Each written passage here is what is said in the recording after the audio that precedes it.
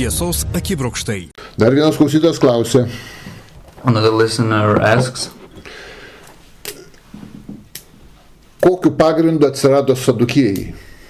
on what basis were the Sadducees found? Iš ko jie kilo? From where were they? Ir kaip jūs perimat iš Sadukiejų tęstinumą? And how do you continue this tradition? Gana neblogas klausimas. This is a good question. Pirmiausia, turim pasakyti, kad apie Sadukiejus jų priešai prikūrė daug neteisingų dalykų. First, we must say that the enemies of the Sadducees have created a lot of, they fabricated a lot of false claims. Sadukiejai kilo. And the Sadducees, they came from Iš vyriausiojo kuniko Cadoko. They came from the highest priest Tzadok, kuris buvo vyriausiojo kunigu Dovydo ir Saliamono laikais. who was the highest priest in the times of David and Solomon. Apie jį rašo, paskaitykim, 2 Samuelio 15 skyrius. And it is written about him in the 2 Samuel chapter 15. Paskaitykim 24 eilutę. And let's read the 24th verse. Atsiprašau, 2 Samuelio 15 skyrius, 24 eilutė. Taigi paskaito. Atėjo Cadokas ir levitai nešdami Dievo sandoros skrynią. Jie pastatė Dievo skrynią ir Abjataras ją aukštyn, kol visi pasitraukė iš miesto. Tzadok and all the Levites who were with him were carrying the ark of the covenant of God. When they positioned the ark of God, Abiathar offered sacrifice until all the people had finished leaving the city. Šitas pats skyrius 27 eilutę paskaitykim. And this very same chapter and the 27th verse. Tada karalius kalbėjo kunigui Cadokui, tu esi regėtojas, tu, tavo sūnus Ahimaacas ir Abjataro sūnus Jehonatanas grįžkite ramybėje į miestą. The king said to Tzadok the priest, "Are you a seer? Go back to the city in peace. Your son Ahimaaz and Abiathar's son Jonathan may go with you and Abiathar." Taigi Cadokas buvo ne tik kunigas, dar regėtojas, tai yra pranašas. And so Tzadok was not only a priest, but he was also a seer, a prophet. Šitas pats skyrius 15, paskaitykim 29 eilutę. And again the very same chapter and the 29th verse. Cadokas ir Abjataras parnešė Dievo skrynią į Jeruzalę ir ten pasiliko. So Tzadok and Abiathar took the ark of God back to Jerusalem and remained there. Šitas pats 15 skyrius, 35 eilutė. And then the 35th verse. Su tavim bus kunigai Cadokas ir Abjataras, pranešk jiems visą, ką nugirsi karaliaus namuose. Tzadok and Abiathar, the priests, will be there with you. Everything you hear in the king's palace, you must tell Tzadok and Abiathar, the priests. 17 skyrius, 2 Samuelio 17 skyrius. The 2 Samuel 17th chapter 15 eilutė. and the 15th verse. Po to Hužajas pranešė kunigams Cadokui ir Abjatarui apie savo Ahitofelio patarimus Abšalomui bei Izraelio vyresniesiems. Then Hushai reported to Tzadok and Abiathar the priests, "Here is what Ahithophel has advised Absalom and the leaders of Israel to do, and here is what I have advised." Bet Cadokas minimas 19 skyriui 2 Samuelio. And Tzadok is mentioned also in 2 Samuel 19th chapter, 11 eilutėj. 11th verse. Dovydas pasiuntė pas kunigus Cadoką ir Abjatarą ir prašė kalbėti jų vyresniesiems, kodėl jūs norite būti paskutiniai parvedant karalių Jeruzalę, nes tos kalbos Izraeliui pasiekė net karaliaus namus. Then King David sent a message to Tzadok and Abiathar the priest, saying, "Tell the elders of Judah, why should you delay any further in bringing the king to his palace when everything Israel is saying has come to king's attention?" Pirma karalių knyga, Then 1 Kings, pirmas skyrius, 1st chapter, 39 eilutė. and the 39th verse. Ten kunigas Cadokas ėmė ragą su aliejumi iš Dievo palapinės ir patepė Saliamoną. Po to jie trimitavo ir jis žmonės šaukė, te gyvuoja karalius Saliamonas. Tzadok the priest took a horn filled with olive oil from the tent and poured it on Solomon. The trumpet was blown and all the people declared, "Long live King Solomon." Čia tas kunigas, kuris buvo Cadokas, kuris kunigavo prie Dovydo, jis patepė Saliamoną karaliumi. And the same Tzadok, who was the highest priest at the times of David, was also the one who anointed Solomon as king. Pirmą kronikų 9 skyrius. First Chronicles 9th chapter.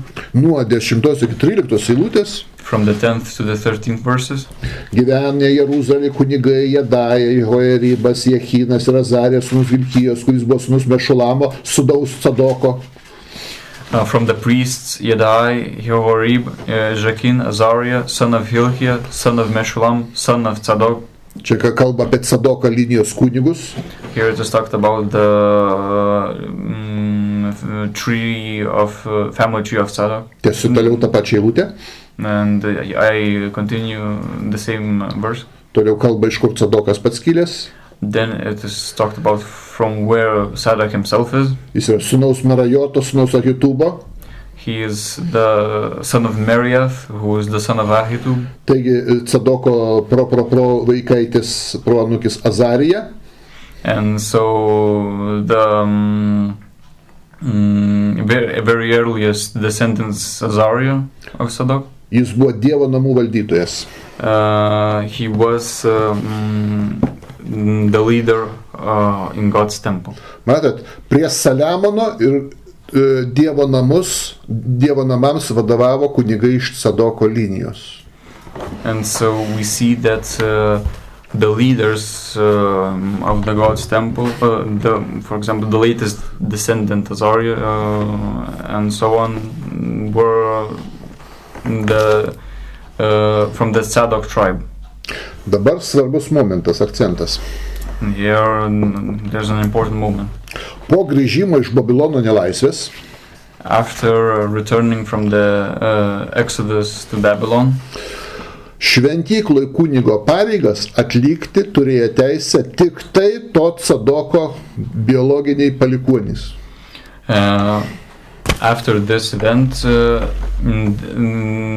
responsibilities of the temple could be only taken up by the biological descendants of Tzadok. Tai yra specialus Dievo nurodymas duotas per pranašą Ezechielį. And this is a specific commandment of God given through the prophet Ezekiel. Paskaitykim nuo 10 eilutės iki 14, Ezechielio 44 skyrių. Let's read Ezekiel 44 from the 10th to the 14th. Levitai pasitraukė nuo manęs, kai Izraelitai nuklydo ir sekė paskui savus, atsakys už savo kaltę. Bet jie tarnaus mano šventykloje, bus vartų sargai ir patarnaus namuose, jie pjaus tautos deginamasias aukas ir jiems tarnaus. Kadangi jie tarnavo prie stabų ir suvedžiojo izraelitus, todėl aš pakėliau savo ranką prieš juos ir jie atsakys už savo kaltę. Jie nesiartins prie manęs tarnauti man kaip kunigai ir neprisertins prie mano šventų daiktų, šventų švenčiausia. Jie kentės gėdą už savo bjaurius darbus. Aš padarysiu juos namų prižiūrėtojais ir patarnautojais. But the Levites who went far from me, staying off from me after their idols when Israel went astray, will be responsible for their sin. Yet they will be ministers in my sanctuary, having oversight at the gates of the temple and serving the temple. They will slaughter the burnt offerings and the sacrifices for the people, and they will stand before them to minister to them. Because they used to minister to them before their idols and became a sinful obstacle to the house of Israel, consequently I have made a vow concerning them, declares the sovereign Lord, that they will be responsible for their sin. They will not come near to me to serve me as priest, nor will they come near any of my holy things, the things which are most sacred. They will bear the shame of the abominable deeds they have committed, yet I will appoint them to keep charge of the temple, all of its service, and all that will be done in it. Reiškia, kunigų luomas ir levitų luomas smarkiai nutolo nuo viešpatės. Here, so it means that the institute of priests and the Levites strayed away from God. Ir jis buvo dalinai atmestas. And this then institute was partly rejected. Jiems galima šventyklą buvo atlikti kantraeilės arba patarnaujančias pareigas. And they were able only to accomplish second order or not very important services in the temple. Bet šventyklos vadovais ir vyriausių kunigų jie negalės būti nei vienas iš jų. But not one of them will be able to be the leaders of the temple, the leaders. Apie tą kunigų ir levitų luomo dalinį atmetimą. And about that partial rejection of the institute of priests. Galima rasti labai daug šventame rašte. We can find about this specific moments. It is mentioned a lot in the Holy Scriptures. Ir Malachijo, pavyzdžiui, 2 skyriui. And in the 2nd chapter of Malachi. Bara kunigus ir levitus. The Levites and the priests are reproached. Žada atimti šių kunigo tarnystę. It is promised that they will be left without the service of priesthood. Žada sugėdinti juos visos tautos akivaizdoj. They are. It is promised to dishonor them, humiliate them before the nation. Netgi per didžiuosius pranašus pasakyta, kad kunigai tapo kaip plėšikų gauja. And even through the great prophets, it is said that the priests have become as a gang of looters. Todėl vyko dalinis kunigų ir levitų atmetimas. And so, because of those things, a partial rejection of the institute of priests had happened. O dabar akcentas Ezechielio 44 skyriui toliau sekanti 15 eilutė. But then the accent, we should direct our attention to the next verse, the following verse. Kuris sako, kas tada šventyklai vadovaus, kas bus vyriausiu kunigu ir svarbiausiais kunigais, jeigu kiti kunigai yra dalinai atmesti. Which specifies, the 15th verse, which specifies who will then rule the temple, who will be the highest priest. Skaitom. Bet kunigai iš levitų, Sadoko sūnūs, kurie prižiūrėjo šventyklą, kai izraelitai klaidžiojo ir atitolo nuo manęs, artinsis prie manęs ir man tarnaus, stovės mano akivaizdį ir aukos taukų bei kraujo. Jie eis 16 eilutė į mano šventyklą, artės prie mano stalo ir tarnaus man. But the Levitical priests, the descendants of Zadok, who kept the charge of my sanctuary when the people of Israel went astray from me, will approach me to minister to me. They will stand before me to offer me the fat and the blood, declares the sovereign Lord. They will enter my sanctuary and approach my table to minister to me. They will keep my charge. Viena giminė iš Arono palikuonių.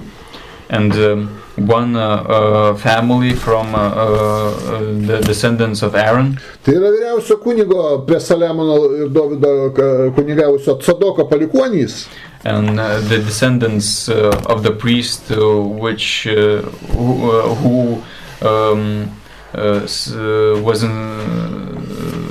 held the highest priesthood, Zadok, in the times of David and Solomon. Yra uolūs ir geri.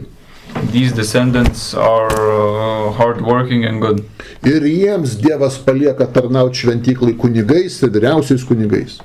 And to them, to those descendants of Zadok, God lets them minister and do the services in the temple. O visi kiti bus tik tai, kaip skaitėm anksčiau, tik tai jų patarnautojai. Visi kiti kunigai.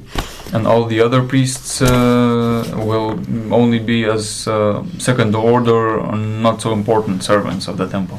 Toliau po 15-16 kalba apie tų kunigų pareigas. And the following verses talk about the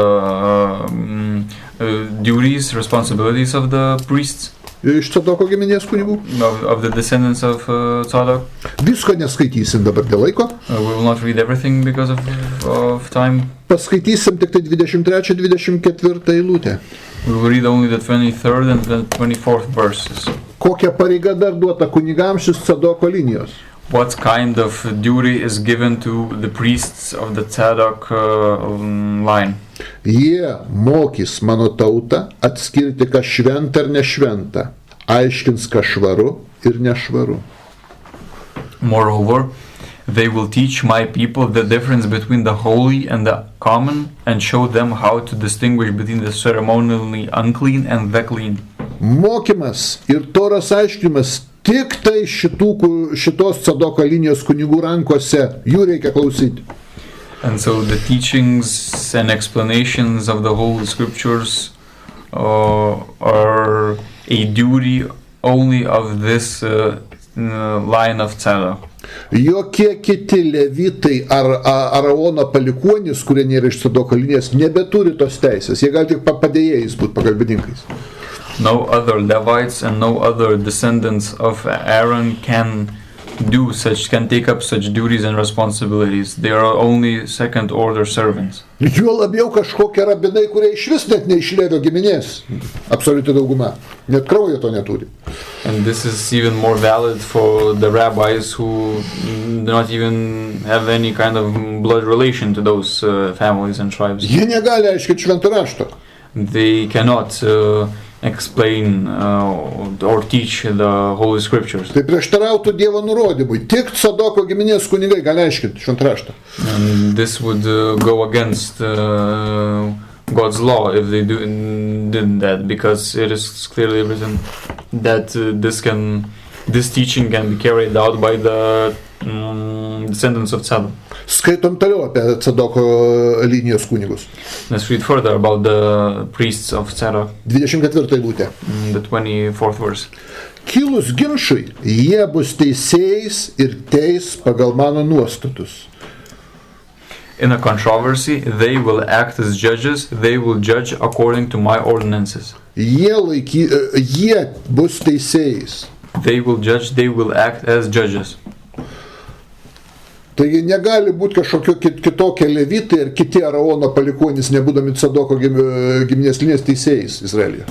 And so no other judges, only those from that are descendants of Tzadok can judge in Israel. Ir jau neduok Dieve dar labiau negali būti teisėjais beidinai rabinų teismai, kurie nėra iš viso net levitai. And it is unimaginable that some kind of beidins and the courts of the rabbis could be those that act as judges there. Todėl mes ir laikomės principo. And so we are holding the principle. Kadangi tiesiogiai dabar nėra tų Sadoko linijos kunigų. That at this time there is no kind of direct priesthood of the Tzadok. Mes užšaldom viską. We freeze everything. Ir laikomės tik tai tų nurodymų, kurie buvo duoti Izraelyje, kai veikia būtent kunigai iš Sadoko giminės. And we hold all those things that were said and claimed at those times when the Tzadok priests were still present. Kada Sadoko giminės kunigai prarado valdžią Izraelyje, and when the descendants of Tzadok, the priests of Tzadok, the Tzadok line lost rule in Israel. Ir jų vietą užėmė net apskritai, net ne iš Levio ir ne Aarono giminės rabinai. And when their place was taken up by rabbis that are not even from the tribe of Levi. Tai visi jų teisiniai ir teologiniai sprendimai. From that time, all their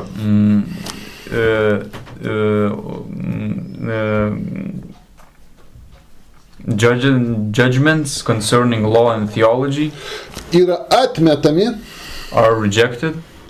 Nebent tik tai tie, kurie atitinka, neprieštarauja būtent Sadoko giminės kunigų sprendimams. Apart from those judgments which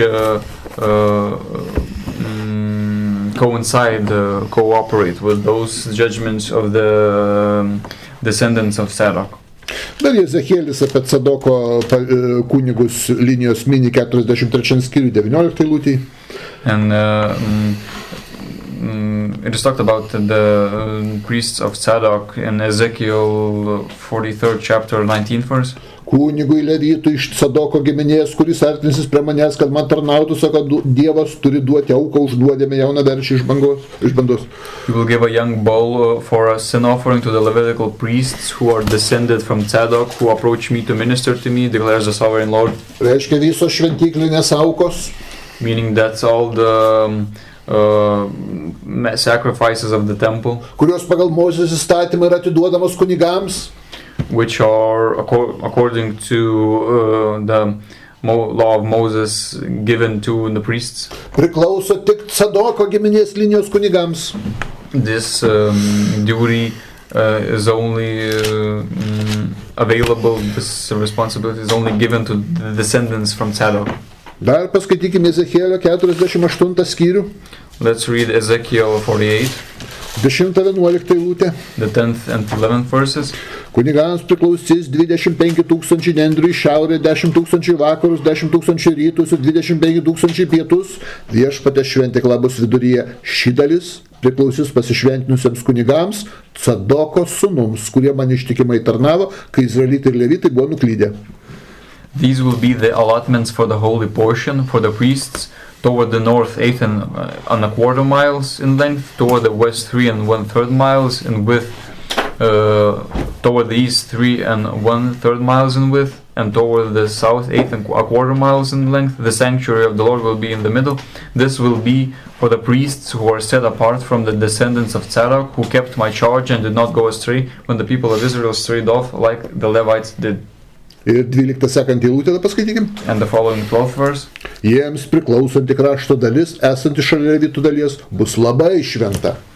It will be their portion from the allotment of the land, a most holy place next to the border of the Levites. Viskas, kas atskirta Sadoko giminėms kunigams, yra labai šventa. And everything that is allotted to the descendants of Zadok is the very holy. Taigi Sadukieji yra tokie judaistai, And so Sadducees are such Judaists kurie tikėjimo, moralės ir apeigų klausimais vadovaujasi nurodymais kunigų iš Sadoko giminės linijos. are those that in questions concerning morale, rituals, theology, follow the judgments of the descendants of Zadok. Tokie žmonės, kurie vadovaujasi Sadoko giminės kunigų linijos mokymų ir vadovavimu, yra Sadukiejai. And those people that who follow the teachings and the explanations of the Saducean priests are called Sadducees. Žinoma, rabinistiniam judaizmui tai yra baisus konkurentas, baisus priešas. And of course, for the rabbinical Judaism, this is a grave enemy, an alternative. Todėl apie Sadukiejus jie rašo tokius dalykus, kad dezinformuot žmonės. And because the Sadducees are an alternative to the rabbinical Judaism. The rabbinical Judaism creates up fantastical stories about the Sadducees. Talmude, berods, jeigu gerai atsimenu, traktate Sanhedrin. And in the Talmud, and if I remember correctly, in the Sanhedrin, rašo, kad Sadukėjai kilo nuo kažkokio kito Sadoko, ne to vyriausio kunigo.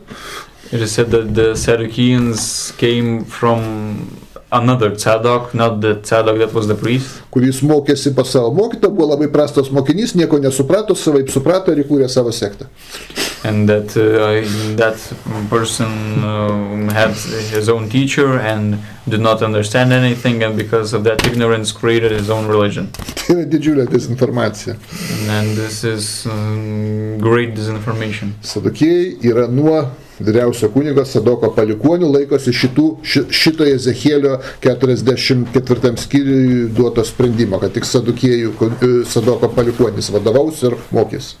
And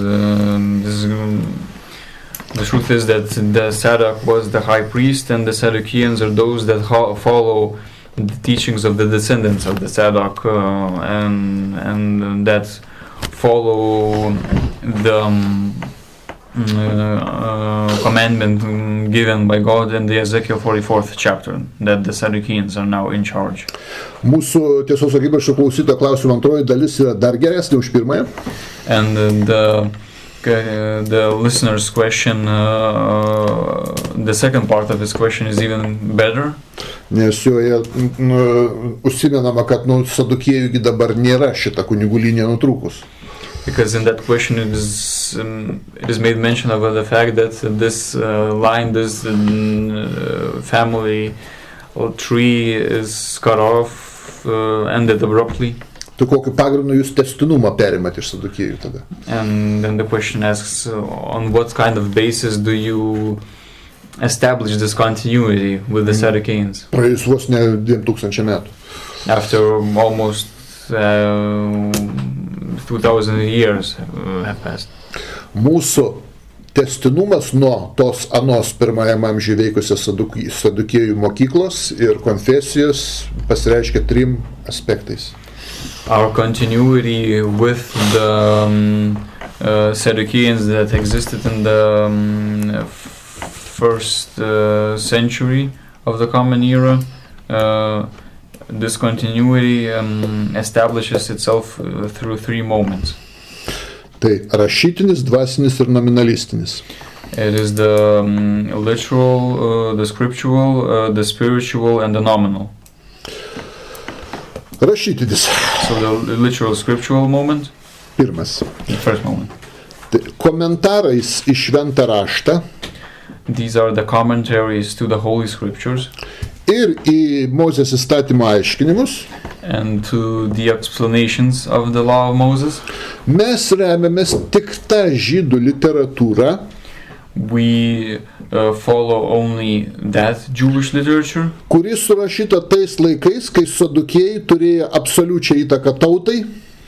To that literature which was written down when the Sadducees had great rule over the nation. Vadovavo šventyklai. And when they ruled the temple. Mokė tautą. And when they taught the nation. Ir visada turėjo vyriausio kunigo poziciją šventyklai. And when the Sadducees all held the position of the highest priest in the temple. Taigi iš tų laikų imam žydų tautos teologų ir mokytojų aiškinimus. And so from those times we take the Jewish literature that concerns theology and the teaching of the law. Svarbiausia tai yra antro kanono šventrašto knygos. And the most important of these is the second canon. Kurios rašytos buvo būtent tais laikais. Which were written exactly at those times. Toliau eina Aristobulas Aleksandrietis. Then we have the writers as Aristobule from Alexandria. Kaip istorinis šaltinis. As a historical source. Nors jo paties veikalai tiesiogiai nėra išlikę. And even though his original works did not remain. Bet iš jų išlikę labai daug citatų įvairių autorių raštuose. But there are a lot of quotes that have remained in the texts of other authors. Taip pat labai svarbus yra Filonas Aleksandrietis. The other important writer is Philo of Alexandria. Taip pat labai turi didelę reikšmę Artapanas Aleksandrietis. And then another important writer is Artapanov from Alexandria. Toliau Aristėjas. Then Aristeas. Istorinė literatūra kartais įvadina pseudo-Aristėjus. And in historical literature he is called sometimes pseudo-Aristeas. Yra išlikęs istorinis dokumentas jo Aristėjo. And there remained a historical document of Aristeas. Aristėjos laiškas Filokratui. The letter of Aristeas to Philocrates. Filokratas buvo Aristėjos brolis. Philocrates was the brother of Aristeas. Tai galima rasti įvairių svarbių Biblijos aiškinimo momentų. And so we can find a lot of important moments of the explanation of the Bible. Taip pat mes naudojam analogijos principą, panašiai kaip islamo teisė fiqh ir akijas. And we also use the principle of analogy, which is also, such a principle is also present in Islamic law. Kijas. Jeigu tiesiogiai nerandame nei antro kanono knygose, nei autorių iš to laikotarpio aiškinimo kažkokio teksto. If we directly do not find some kind of explanation from the second canon or from the authors that were just mentioned, mes tada vadovaujamės analogija. We then use the analogy. Imam patį panašiausią ir labiausiai tinkantį tai situacijai atvejį kitą, kurį jie išaiškino. We take another occurrence or event that is similar to the one that we are studying, and we try to see how they explain that occurrence or event. Ir pagal to pavyzdžio principus ar analogiją mes taikom šitam konkrečiam atveju. And through those explanations, through the ways that the other similar event or occurrence was explained, we employ the same method of explanation to the thing that we are studying. Visus kitus rašytinius, teologinius ir teisinius šaltinius, all the other theological or other things that concern law, kurie buvo surašyti rabinistinio judaizmo, which were written by the people that were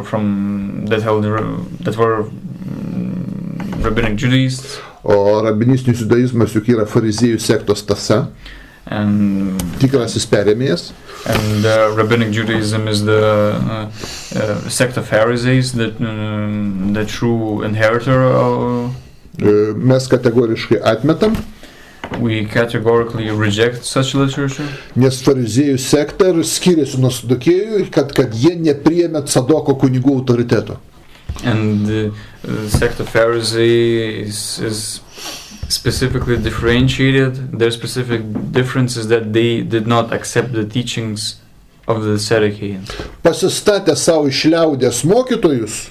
They put for themselves some kind of folk teachers, rabbis, kurie nebuvo ne tik tai, kad Sadoko giminės, and which were not only that they were not from the Sadducees. Jie išvis nebuvo Araono giminės, jie nebuvo kunigai rabinai. Those rabbis were not even descendants of Aaron. Ir net nebuvo Levio giminės. And they weren't even the descendants of Levi. O to negalima daryti. Jeigu ne kunigai, ne levitai, tai kategoriškai draudžiama pagal Bibliją. But this cannot be, because if the priests are not Levites, they cannot be priests if they are not Levites. Paskaitykim pakartotą įstatymą 33 skyrių. Let's read Deuteronomy 33rd chapter. Žiūrėkite, 8 eilutė sako. And the 8th verse. Apie Levį jis tarė, tavo tumimas ir urimas tebūna su šventuoju, kur išbandymasiu, su kurio kovoja prie Marybos vandenų. Of Levi he said, your Thummim and Urim belong to your godly one, whose authority you challenged at Massah, and with whom you argued at the waters of Meribah. 9 sakė, jis sakė, tėvai motinai, nepažįstu jūsų savo brolius, nežinau jūsų ir atstumė savo vaikus, jis laikėsi viešpaties žodžio ir sandoros. The 9th verse, he said to his father and mother, I have not seen him, and he did not acknowledge his own brothers or know his own children, for they kept your word and guarded your covenant. Ir akcentas 10 eilutė. And then attention to the 10th verse.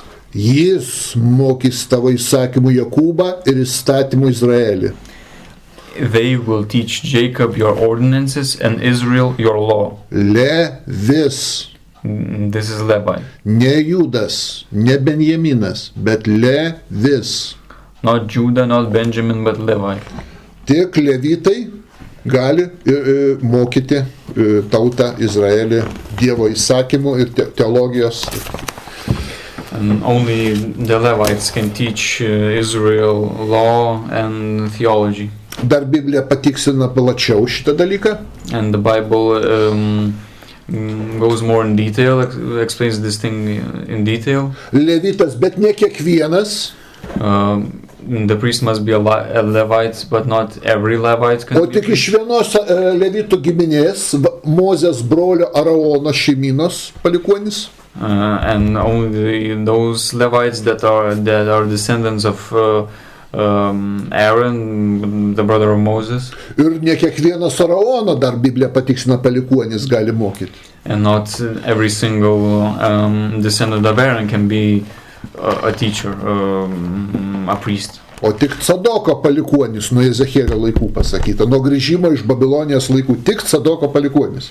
And only the Bible explains that after the coming back from the exodus of Babylon, only those priests can be teachers that are descendants of Tzadok. Ir iki pirmojo mūsų amžiaus šimtmečio, and until the first century of the common era, po grįžimo iš Babilonijos nelaisvės, after returning from the slavery of Babylon, Žydai laikėsi šito nurodymo, the Jews held this ordinance su nedideliais laikinais nukrypimais. With some kind of straying, not a great minor straying. Bet vėliau nustojo laikytis. But then they, after some time, stopped listening to this commandment. Ir to pasako išgriūva jos bausmė, praranda šventyklą, aukas ir išvejami iš savo tėvynės. And because of that, because they stopped following the ordinances, they instantly lost the temple and the sacrifices. Tai va čia. Taigi rašytinis tęstinumas yra mūsų toks. So this is the scriptural, the textual continuity of ours with the Sadducees. Mūsų Talmudas, our Talmud, yra tie raštai žydų, kurie užrašyti iki tol, kol Sadukiejai dar nebuvo praradę valdžios Izraelyje. Are those texts of the Jews when they were written before the Sadducees lost power in Israel? Dabar kitas tęstinumo būdas Sadukiejų ir mūsų. Now the second way of continuity, the second moment of continuity of our continuity with the Sadducees. Dvasinis arba spiritistinis pavadinkim. The spiritual or spiritistical. Na, pradėkime iš toliau. And let's start from afar.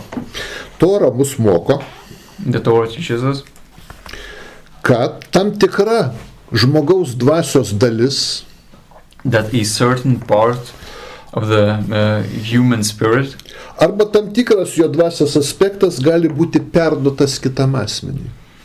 That or a certain aspect of that human spirit can be given to you or shared with another person. Pavyzdys, Mozės dvasia, for example, the spirit of Moses, ar dalis Mozės dvasios buvo perduota jo įpėdiniui Jozujai, or a part of the spirit of Moses was given or shared to Joshua. Pakartota Įstatymo 34:9. Deuteronomy 34:9. Nūno sūnus Jozuė buvo pilnas išminties dvasios, nes Mozė buvo uždėjęs ant jo rankas. Izraelitai jo klausė ir darė, kaip Viešpats buvo įsakęs Mozei. Now Joshua, son of Nun, was full of the spirit of wisdom, for Moses had placed his hands on him, and the Israelites listened to him and did just what the Lord had commanded Moses. Smichai šventinimas rankų išdėjimu, tai yra dvasios perdavimas. Dalies savo dvasios perdavimu. And smichai, the placing of hands on someone, is a process in which a part of one's spirit is given to another person. Gamtinis veiksmas, kurio metu dalis dvasios patenka į kito žmogaus dvasią. A supernatural event, even when a part of someone's spirit goes to another person. Na, čia viskas aišku, paprasta, ne?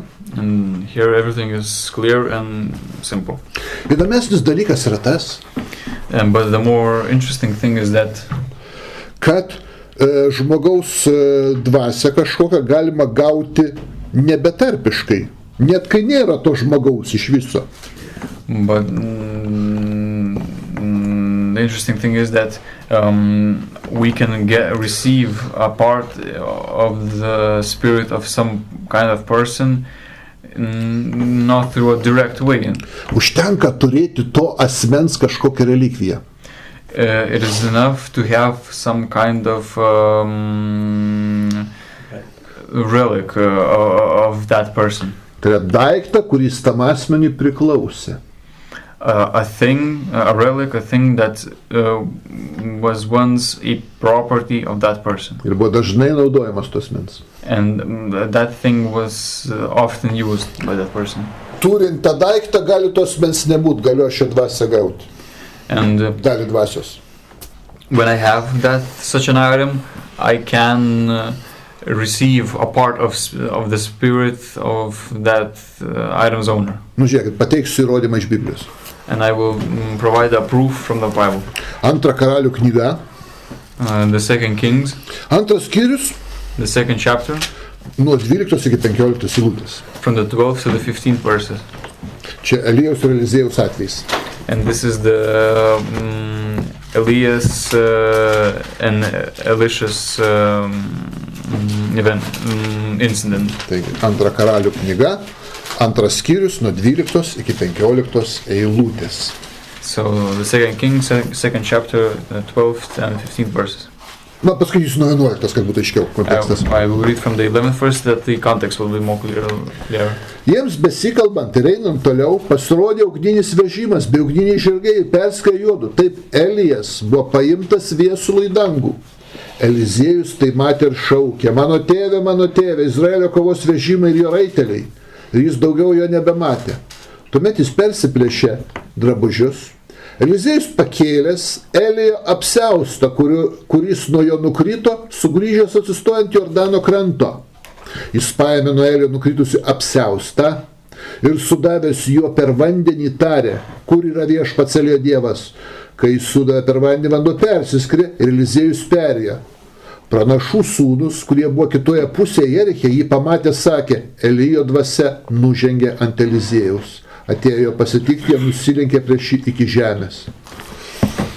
As they were walking along and talking, suddenly a fiery chariot pulled by fiery horses appeared. They went between Eliah and Elisha, and Eliah went up to heaven in a windstorm.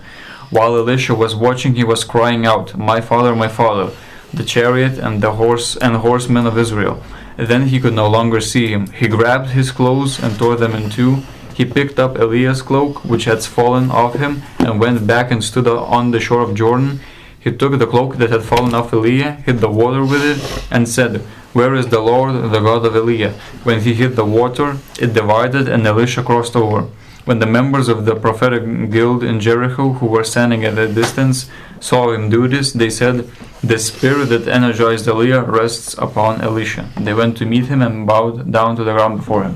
Eliziejus pranašo Elijo gebėjimus ir energiją įgijo. And Elisha received the energies and skills of Eliah Per Elijo drabužį apsiaustą. through the cloak of Eliah, Relikvija. through a relic. Ir pranašų sūnus pasakė, kad per tai Elijo perėjo į Eliziejų. And the members of the prophetic guild said that the spirit that energized Eliah rests upon Elisha. Čia dar nieko, čia viskas suprantama. And here things are yet still simple and understandable. Yra dar gražiau. There's even a more interesting thing. Kažkokią žmogaus dvasią, dvasios aspektą, dvasios dalį galima gauti. We can receive a certain part or an aspect of someone's spirit. Čia prasideda biblinė nekromantija. Here biblical necromancy begins. Per mirusio kaulą. Through the bone of a dead one. Ar šiaip palaikus. Or through remains, through the corpses. Ar to, kas iš tų palaikų liko, nors tai būtų ir dulkės. Or even things, or even the dust that remains from those rot corpses that withered away. Tik mikroelementai likę būtų, susimaišę su žemė. Even if microelements would remain from those parts of the body. Ar pelenai. Or coals. Nu jau sakysiu, čia nieko savo nekromantija, negali tai būti Biblijai.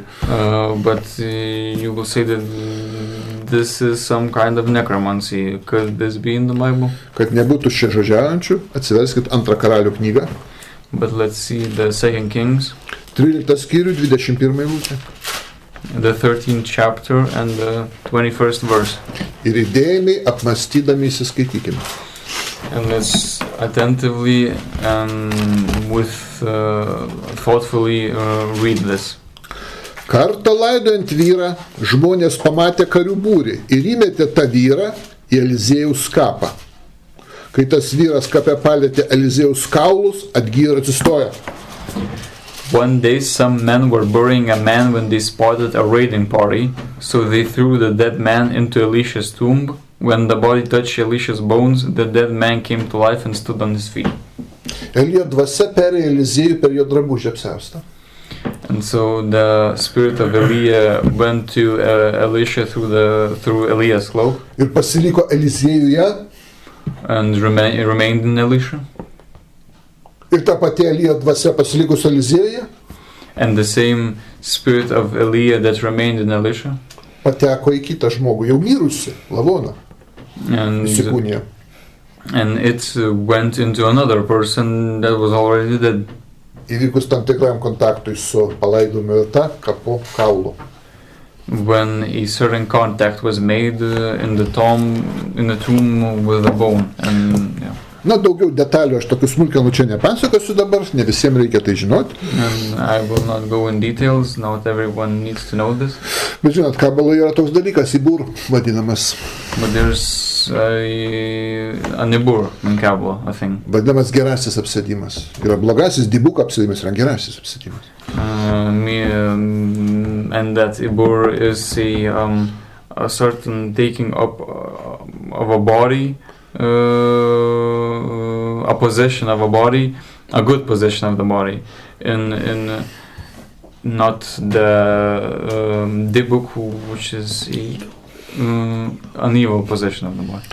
Kai kažkokio gero mirusio žmogaus dvasia, when a good spirit of some kind of person, arba tik didelė arba maža tos dvasios dalis, ne visa, even or a greater or a lesser part of that spirit, pereina į gyvą arba mirštantį žmogų.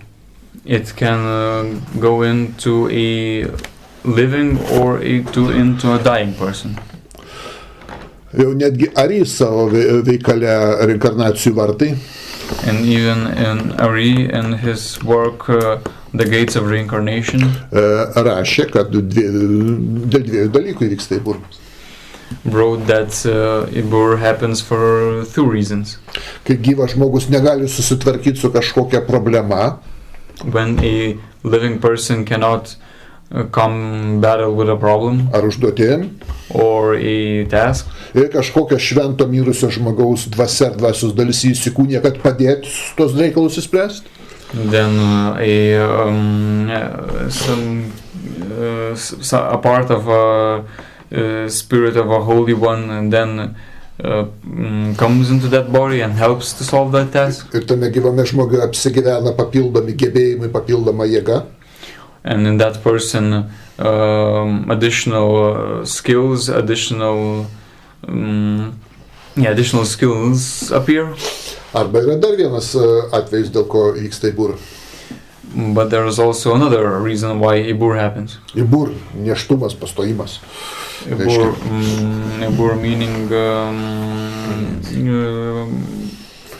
pregnancy. Atsiranda kita gyvybė mūsų sielui, dar viena siela. Another life appears in our soul, a life in a life. Kai kažkoks doras ar geras žmogus mirė, when a good person, a good and a honest person dies, daugmaž viskas pas jį pataisyta gyvenime. And if everything is more or less fixed in his life, bet trūksta vieno kažkokio nedidelio dalyko dar. And maybe some kind of a little thing is missing, kuris trukdo jam įeiti į Ganediną į rojų. Which still blocks him from entering Gan Eden, from entering heaven. Bet kadangi tai vienas nedidelis dalykas, dėl jo neapsimoka dar kartą jam įsikūnyti ir gyventi, iš naujo gimti. But because it is only a minor and not a very important thing that blocks him from entering the heaven, jis įsikūnė į savo palikuonį fizinį. and it is not worth then sending him again to the world, then that person possesses his biological descendant. Arba žmogų, kuris yra su juo dvasinėme ryšyje. Or into a person which has a spiritual relationship with him. Dvasinis ryšys tai bendras kahalas. And the spiritual relationship is the common kahal. To paties kahalo bendruomenės narį. Into meaning, so a spiritual relative is a member of the kahal. Dienai, mėnesiui, pusmečiui, valandai. And can possess that person for a day, for a month, for a year, for an hour. Ir pasinaudoja to žmogaus kūnu, kad ištaisyti, atlikti kažkokį tą neatliktą darbą. And then uses that person's body to complete a task, to end the task, to fix the minor thing. Turbūt nereikia aiškinti. And it probably does not need any explanation. Tikiuosi mūsų paskaitų klauso žmonės, kurie greitai susiorientuoja, greit perpranta iš pusės žodžio situaciją. And I hope that people that listen us are quick-witted and understand things hastily. Kaip Sadukiejų kahalo nariai mirė. How the kahal of Saducees that are dead gali tęsti savo žemėje nebaigtus darbus ir misijas. Can continue the unfinished jobs and missions on earth. Mes jų paslaugoms. And we to their services. Daugiau apie dvasinį įpėdinystę, dvasinį tęstinumą nepasakosiu. Kas greit orientuojasi, suprato. And I will not then continue on speaking about this spiritual descendancy. The people who understand quickly will have enough from this. What was said? Ir trečias tęstinumo aspektas, per ką mes imam tęstinumą. And the third moment of the continuity. Tai nominalinis aspektas. Is the nominal continuity. Kahalo pavadinimas. The name of the kahal. Vardas arba pavadinimas Biblijai ir kabalai reiškia labai daug ką. And a name a name means a lot in the Bible. Tai nėra paprastas oro virpinimas kalbos padargais. It's not only simple releasing of breath to make a sound. Pavadinimas arba vardas reiškia prigimtį, pobūdį, charakterį, priklausomybę. And a name means an essence, a nature, a character, a tendency. Dvasiniam pasaulyje vardas turi didelę reikšmę. And in the spiritual world, a name has a great meaning.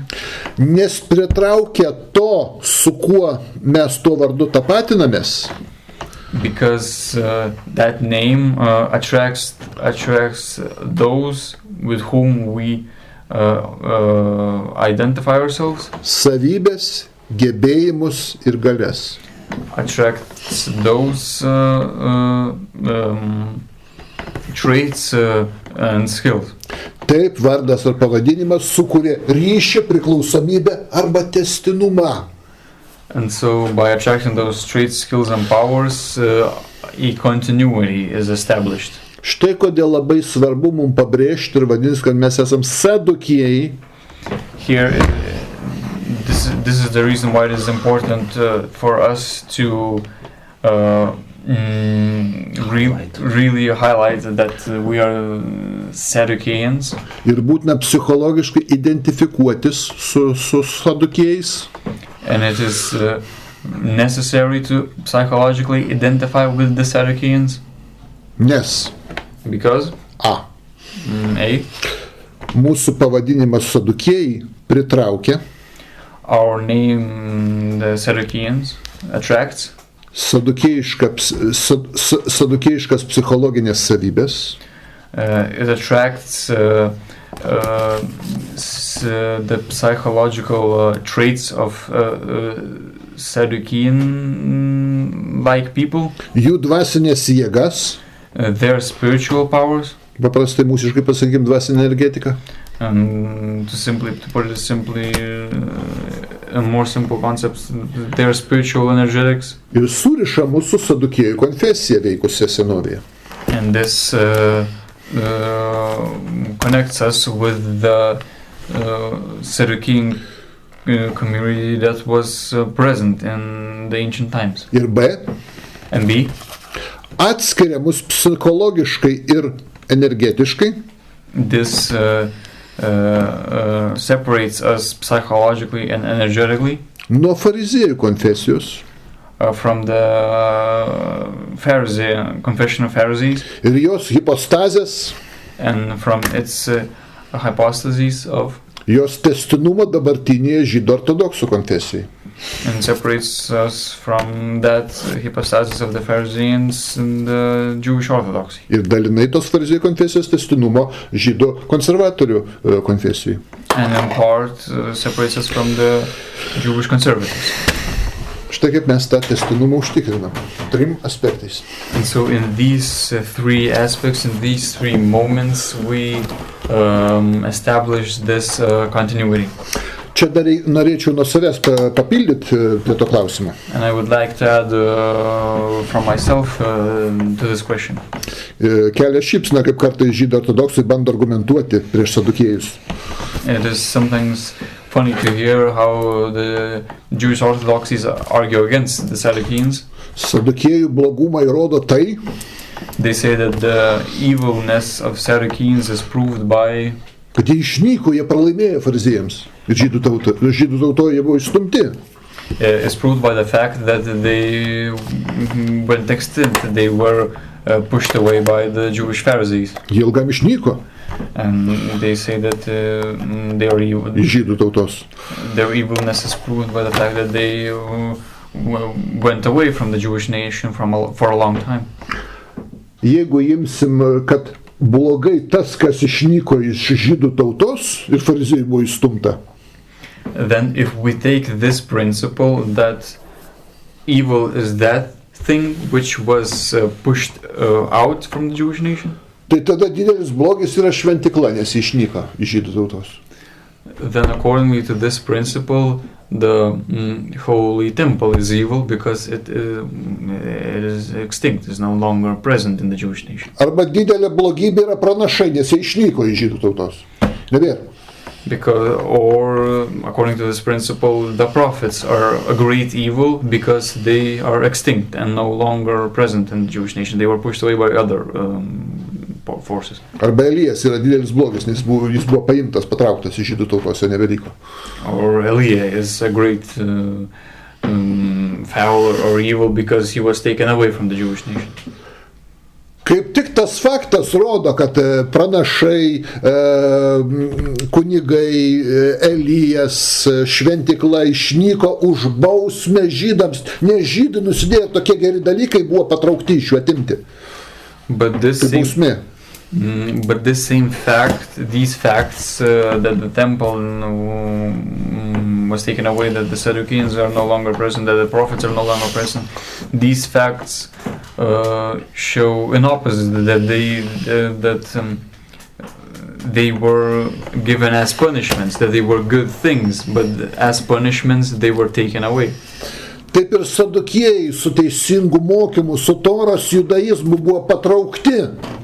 And so in the same fashion, the Sadducees, the teachers that spread the Judaism of Torah, were taken away as punishment. Už bausmę žydų tautų, už jų nuodėmes ir nukrypimus. The Sadducees were taken away as a punishment for the sins of the Jewish nation. Prisiminkim Dievo bausmės principą vieną labai įdomų. And let's remember a very interesting principle of God's punishment. Kai Dievo tautos atstovas ar atstovai pradeda smarkiai nuodėmiauti ir nukrypti nuo Dievo. The punishments that are carried out when some persons of the Jewish nation start to sin heavily. Kaip Dievas baudžia? How does then God punish? O yra precedentas Biblijai, And there's a precedent in the Bible iš kurio matysim, kaip Dievas tokiais atvejais baudžia. from which will help us see how God punish us in these similar cases. Kadaise buvo toks labai nedoras žydų karalius Achazas. And there was a time when there was some very evil and sinful Jewish king Ahaz. Izraelis jo vadovaujamas And when Israel was ruled by him, žudė tikruosius pranašus. was killing the true prophets. Persekė net patį Eliją. And even Eliah was prosecuted. Visai kaip fariziejai, Sadukiejus. Very similarly, this case is very similar to the Pharisees when they prosecuted the Sadducees. Irgi žudė ir persekė, kai fariziejai pradėjo vadovauti Izraeliui. And they also, the Pharisees started also to prosecute and kill and murder the Sadducees. Ir žiūrėkit, kokia bausmė ateina įdomi. And let's see what kind of an interesting punishment comes to the king. Antra kronikų 18 skyrius. 2 Chronicles 18th chapter, Nuo 18 iki 22 eilutės. from the 18th to the 22nd verse. Michėjas tęsė, klausykitės viešpatės žodžio. Mačiau viešpatį sėdinti savo soste ir visą dangaus karalystę stovinčią jo dešinėje ir kairėje. Viešpats klausė, kas suvedžios Izraelio karalių Achabą, kad jis eitų ir žūtų Ramot Gileade. Vienas sakė taip, kitas kitaip. Pagaliau išėjo dvasia, kuri atsistojus viešpatės akivaizdoj tarė, aš jį suklaidinsiu. Viešpats paklausė, kaip? Jie atsakė, aš eisiu ir būsiu melo dvasia visų jo pranašų lūpose. Viešpats tarė, tau pavyks jį suvedžioti, eik ir daryk taip. Taigi viešpats įdėjo melo dvasią visų tavo pranašų lūpas, nes viešpats kalbėjo prieš tave piktą. Micaiah said, that being the case, hear the word of the Lord. I saw the Lord sitting on his throne with all the heavenly assembly standing on his right and on his left. The Lord said, who will deceive King Ahab of Israel, so he will attack Ramoth Gilead and die there? One said this, another that. Then a spirit stepped forward and stood before the Lord. He said, I will deceive him. The Lord asked him, how? He replied, I will go out and be a lying spirit in the mouths of all his prophets. The Lord said, deceive and overpower him. Go out and do as you have proposed. So now, look, the Lord has placed a lying spirit in the mouths of all these prophets of yours. But the Lord has decreed disaster for you. Taigi žiūrėkim, ką turim. And let's see what we have here. Nedoro karalius Achazo laikais, kai Judo karalystė smarkiai nukrypo nuo viešpatės. And so, at the times of Ahab, when he was ruling the kingdom of Judah, it strayed very hard from God. Teisingo biblinio judaizmo atstovas Elijas paimamas, patraukiamas. And Eliah, who was in those times, Eliah, who was a person that confessed the right Judaism, the true Judaism, was taken away. O žydų mokytojams siunčiama melo dvasia, kad dar labiau įvestų į klaidą. And the Jewish teachers receive a lying spirit in their mouths, and that nation would be then driven further into evil. Čia būtent provaizdis, kas turi ateityje atsitikti su Izraeliu. And this is exactly the prototype, the proto-image of what will have to happen in the future. Teisingi skleidėjai Sadukiejai bus patraukti, paimti. And true, the right Judaism of the Sadducees will be taken away. That true Judaism will be taken away. Jie pasitraukė į gilų pogrindį. They are removed to the so-called underground. O melo dvasia buvo įdėta visų rabinų lūpas. And the lying spirit was then put in the mouths of all the rabbis. Dievo principas, Psalmė 18:26 paskaitykim. And let's read the principle of God that is present in Psalms 18:26. Tyram tu pasirodai tyras, su sukčiumi elgiesi suktai. You prove to be reliable to one who is blameless, but you prove to be deceptive to one who is perverse. Žinot, sukčius Jokūbas bandė apsukti Dievą. And as you know, that Jacob tried the twisted Jacob tried to deceive God. Izraelio provaizdis ir simbolis. The image of Israel, then symbol, Baigsis tuo, kad Dievas vis tiek apsuks. will end in the way that God will finally deceive, Koja bus išsukta. and the leg will be twisted. Taip kad negalės ar teisingai greitai prie Dievo jis šlupčios ir klups. And so meaning that he will not be able to go closer to God because of that injury.